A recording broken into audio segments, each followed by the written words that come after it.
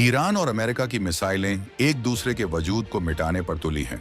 Israel के fighter jets आसमान का सीना चीर रहे हैं और इसी बीच दुनिया की सबसे खतरनाक समुद्री नस यानी स्ट्रेट ऑफ हॉर्मुज पर ईरान ने ताला जड़ दिया है। मंजर ऐसा है कि पिछले 24 घंटों से समंदर की लहरों पर सन्नाटा पसरा है। न सुपर पावर अमेरिका का कोई जहाज वहां से हिल पा रहा है, न ड्रैगन यानी चीन की हेकड़ी काम आ रही है। लेकिन तभी उस खौफनाक सन्नाटे को चीरते हुए दो विशालकाय जहाज आगे बढ़ते हैं। उन जहाजों पर कोई मिसाइल तैनात नहीं है, कोई टैंक नहीं है। वहां सिर्फ एक चीज लहरा रही है, भारत का तिरंगा। और जानते हैं क्या हुआ? जिन ईरानी कमांडोज ने पूरी दुनिया का रास्ता रोक रखा था, उन्होंने उन भारतीय जहाजों को रोककर जांच करने की बजाय उन्हें सैल्यूट ठोककर रास्ता दे दिया। ये कोई फिल्मी सीन नहीं है, ये 2026 के नए भारत की वो हकीकत है जिसे देखकर जो ट्रंप से लेकर शी जिनपिंग तक के पसीने छूट रहे हैं।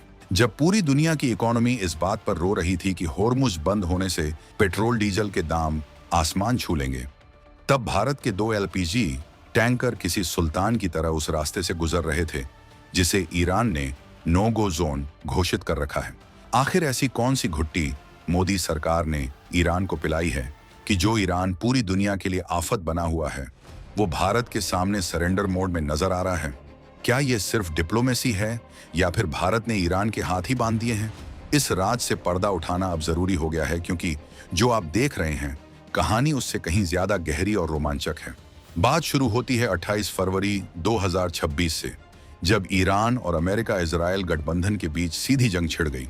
समंदर का वो संकरा रास्ता जिसे दुनिया स्ट्रेट ऑफ हॉर्मुज कहती है, वहां ईरान ने अपनी नौसेना और रिवॉल्यूशनरी गार्ड्स को तैनात कर दिया। आपकी जानकारी के लिए बता दूं कि दुनिया का 20% से ज्यादा कच्चा तेल इसी 21 मील चौड़े रास्ते से गुजरता है। अगर ये बंद हो जाए तो दुनिया के आधे देशों की गाड़ियां खड़ी हो जाएंगी और फैक्ट्रियां बंद हो जाएंगी। ईरान ने साफ कह दिया था, जब तक जंग चलेगी यहां से परिंदा भी पर नहीं मार पाएगा, और ईरान ने ऐसा कर भी दिखाया।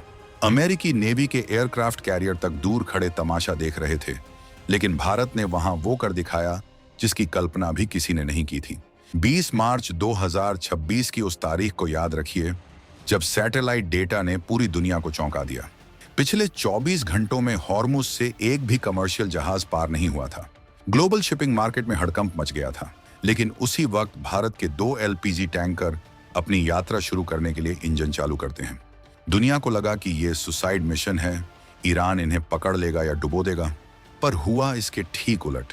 जैसे ही भारतीय तिरंगा ईरान की समुद्री सीमा के पास पहुंचा, ईरानी कोस्ट गार्ड्स के रेडियो पर मैसेज आया, इन जहाजों को कोई नहीं रोकेगा, इन्हें ससम्मान रास्ता दिया जाए। ये भारत की वो सॉफ्ट पावर और हार्ड पावर का कॉम्बिनेशन है जिसने अमेरिका जैसे देशों को भी यह सोचने पर मजबूर कर दिया कि भारत ने आखिर पर्दे के पीछे क्या खेल किया है। अब जरा गहराई से समझिए कि यह जादू हुआ कैसे। क्या यह सिर्फ दोस्ती है? बिल्कुल नहीं। इंटरनेशनल पॉलिटिक्स में कोई किसी का सगा नहीं होता, वहां सिर्फ स्वार्थ चलता है। भारत ने ईरान के साथ पिछले कुछ सालों में जो रणनीतिक बिसात बिछाई थी, उसका रिजल्ट अब मिल रहा है। चाबहार पोर्ट याद है आपको, जिसे भारत ने डेवलप किया है। ईरान को पता है कि अगर भारत से रिश्ते खराब हुए तो उसकी इकोनॉमी का जो थोड़ा बहुत दम बचा है वो भी निकल जाएगा। भारत ईरान के लिए वो खिड़की है जिसके जरिए वो दुनिया से जुड़ता है। लेकिन सिर्फ इतना ही नहीं है, इसके पीछे मोदी सरकार की वो मिसाइल डिप्लोमेसी और एनर्जी सिक्योरिटी की तगड़ी प्लानिंग है जिसने ईरान को मजबूर कर दिया कि वो भारत के हितों को हाथ न लगाए। चीन को देखिए, जो खुद को एशिया का दादा समझता है। उसके जहाज हॉर्मुज के बाहर कतार में खड़े होकर गिड़गिड़ा रहे हैं, लेकिन ईरान उन्हें घास तक नहीं डाल रहा। क्यों? क्योंकि चीन ने हमेशा ईरान का इस्तेमाल किया है, जबकि भारत ने ईरान के साथ एक पार्टनर की तरह बरहार किया।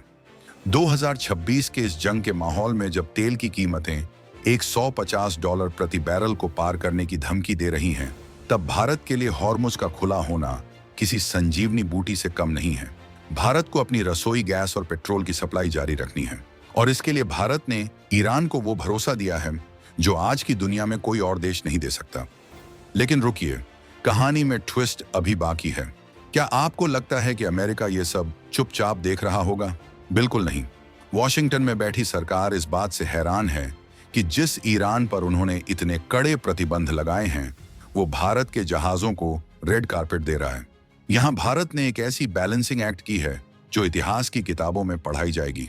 एक तरफ हम अमेरिका के साथ क्वाड में हैं, उनके साथ बड़े डिफेंस सौदे कर रहे हैं, और दूसरी तरफ उसी अमेरिका के सबसे बड़े दुश्मन ईरान की आंखों में आंखें डालकर अपना काम निकाल रहे हैं। इसे कहते हैं न्यू इंडिया की दमदार विदेश नीति। हम किसी के पिछलग्गू नहीं हैं, हम अपनी शर्तों पर गेम खेलते हैं। ईरान ने भारत के जहाजों को क्यों नहीं रोका? इसके पीछे एक और बड़ा कारण है भारत की नौसेना का बढ़ता कदम। 2026 तक भारतीय नौसेना हिंद महासागर में इतनी ताकतवर हो चुकी है कि बिना भारत की मर्जी के समंदर में पत्ता भी नहीं हिल सकता। अरब सागर से लेकर होर्मुज के मुहाने तक भारतीय युद्धपोत तैनात हैं। ईरान को पता है कि अगर उसने भारत के कमर्शियल जहाजों को छेड़ा तो भारतीय नेवी का जवाब इतना सख्त होगा कि ईरान के पास संभलने का मौका नहीं बचेगा। ये वो डर है जो इज्जत बनकर निकल रहा है। जब आपके पास ताकत होती है तभी दुनिया आपकी शांति की भाषा समझती है। सोचिए, उस वक्त उन भारतीय सेलर्स के दिल में कितना गर्व रहा होगा जब उन्होंने देखा होगा कि दुनिया भर के जहाज पीछे खड़े हैं और उनका रास्ता साफ है। ये तिरंगे की वो ताकत है जो 2026 में ग्लोबल ऑर्डर को बदल रही है।